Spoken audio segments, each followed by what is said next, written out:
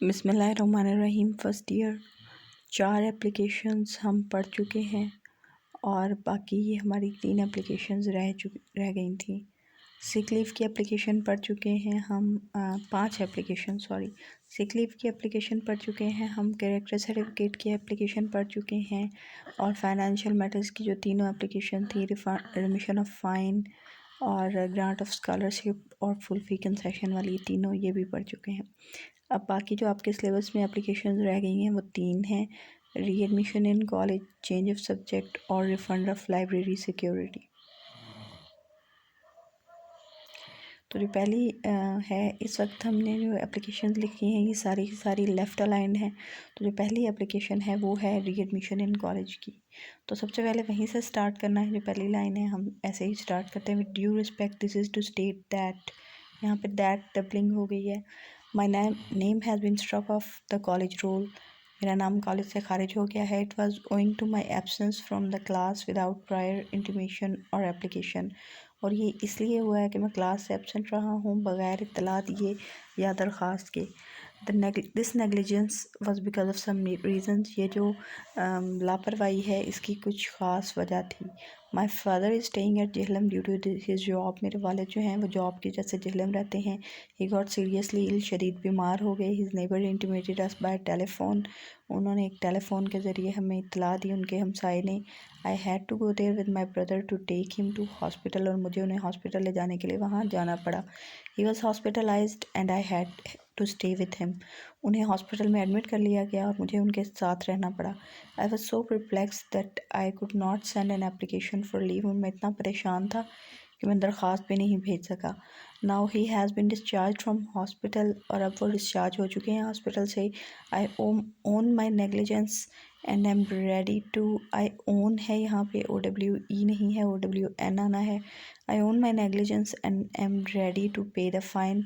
मुझे अपनी लापरवाही का एहसास है, मैं उसे कबूल करता हूँ और मैं फ़ाइन देने के लिए भी तैयार हूँ। लेकिन काइंडली ग्रांट मी री admission on the basis of my circumstances. मेरे हालात की बुनियाद पर मुझे दोबारा एडमिशन दिया जाए। वही 2 लाइन हैं: shall be thankful to you for this favour और योर्स ओबीडियंटली। और एंड पे आप डेट लगाएंगे। उसके बाद आती है application for refund of library security. जब आप कॉलेज में एडमिशन लेते हैं तो आप फ़ी जमा करवाते हैं, कॉलेज फ़ी, उसमें एक फ़ंड होता है जो होता है लाइब्रेरी सिक्योरिटी फ़ंड। ये इसलिए होता है ताकि अगर आप कॉलेज की लाइब्रेरी से कुछ बुक्स इशू करवाएं, वो वापस ना करें या उनको ख़राब कर दें या फाड़ दें, तो आपके सिक्योरिटी फ़ंड में से वो जो रकम है वो काट ली जाती है और आपके सिक्योरिटी फ़ंड ज़ब्त हो जाता है। तो अगर आप ऐसा कुछ नहीं करते हैं लाइब्रेरी से, तो जब आप आपको एग्ज़ाम हो जाते हैं और आप डिग्री वगैरह लेने आते हैं तो आप एक एप्लीकेशन के ज़रिए अपना जो लाइब्रेरी सिक्योरिटी फ़ंड है वो क्लेम कर सकते हैं कि हमें ये वापस किया जाए।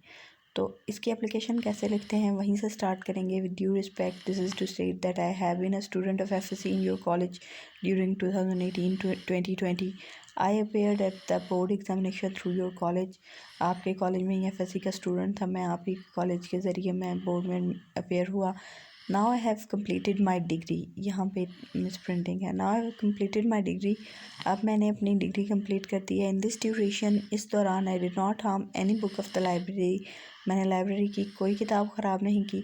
And I have return all the books issued to me. और मुझे जितनी किताबें इशू हुई थी वो सब मैंने वापस कर दी हैं। I have got the clearance certificate from the librarian. मैंने लाइब्रेरियन से क्लियरेंस सर्टिफिकेट भी ले लिया है, which is attached with the application, जो एप्लीकेशन के साथ अटैच है। I therefore request you, इसलिए मैं आपसे गुजारिश करता हूँ, to refund my library security fund. मुझे मेरा सिक्योरिटी फ़ंड वापस किया जाए, which I deposited at the time of admission, जो मैंने दाखिले के वक्त जमा करवाया था। I shall be thankful to you for this favour. मैं आपका ममनून रहूँगा। नेक्स्ट एप्लीकेशन है request for the change of subjects. ये बड़ी कॉमन रिक्वेस्ट है और अमूमन आपके पास 3 माह का टाइम होता है कॉलेज में एडमिशन लेने के बाद। पहले 3 माह होता था, अब चूँकि ऑनलाइन एडमिशन हो गए हैं तो कास्ट पे चेंज होने की उनकी अपनी हर बार की एक टाइम शेड्यूल आता है। 1 माह, 1 से 1.5 माह शायद उसका अर्सा होता है आपकी रजिस्ट्रेशन कन्फर्मेशन के बाद, जिसके दौरान आप सब्जेक्ट्स चेंज कर सकते हैं। तो request for the change of subjects आप कर सकते हैं with due respect this is to state that, ये इंट्रोडक्टरी लाइन है, हर एप्लीकेशन में आएगी। I am a student of first year pre engineering group, फ़िलहाल प्री इंजीनियरिंग पढ़ रहा हूँ। I took up this decision after the heart of my father, मैंने अपने वालिद की मर्ज़ी से ये रखा था। I studied this course for 3 months, 3 माह मैंने कोर्स पढ़ा है। माई class teacher delivered very comprehensive lecture on all the subjects, मेरे जो टीचर्स हैं उन्होंने सब सब्जेक्ट्स पे बहुत अच्छे लेक्चर दिए। But I was unable to understand, लेकिन मुझे समझ नहीं आई because I have a great liking for history of Islam, Arabic and Islamic studies, क्योंकि मुझे ये जो आर्ट्स के सब्जेक्ट हैं उनकी तरफ ज़्यादा मेरी दिलचस्पी थी। I told this all to my father, और मैंने ये सब अपने वालिद को बताया, जिन्होंने after discussing my case with my class teacher, मेरे क्लास टीचर से मेरा मसला डिस्कस करने के बाद has allowed me to study the subject of my own choice, उन्होंने मुझे इजाज़त दे दी है कि मैं अपनी मर्ज़ी के मज़ामीन पढ़ सकता हूँ।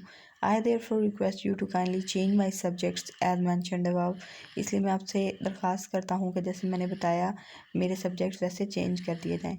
आई shall be thankful to you for this favour, मैं आपका बहुत ही ममनून रहूँगा।